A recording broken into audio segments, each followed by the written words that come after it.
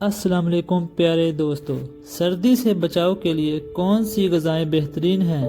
کائنات کی خوبصورتی اور حسن کا تمام تر دار و مدار موسمی تغیر و تبدل میں پوشیدہ ہے۔ اسی لیے خالق کائنات نے گرمی، سردی، بہار، خزاں اور برسات جیسے موسم بنا کر کائنات کے حسن کو دو چند فرما دیا۔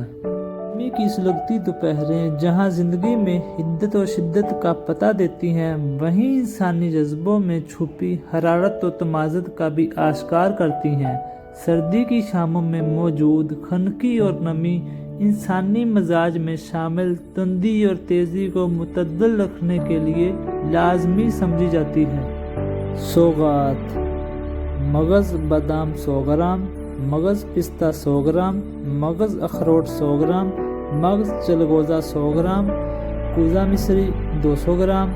تمام اشیاء کو پیس کر 1 چمچ چائے والا صبح و شام نیم گرم دودھ میں ملا کر استعمال کریں۔ یہ طبی مرکب نہ صرف بدنی فوائد کا حامل ہے بلکہ طبی لحاظ سے بھی اکثیر کا درجہ رکھتا ہے۔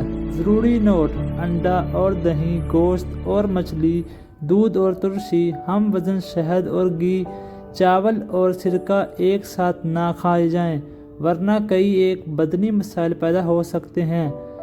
مزید ایسی ویڈیو دیکھنے کے لیے ہمارے یوٹیوب چینل کو لائک اور سبسکرائب کر لیں۔ شکریہ۔ اللہ حافظ۔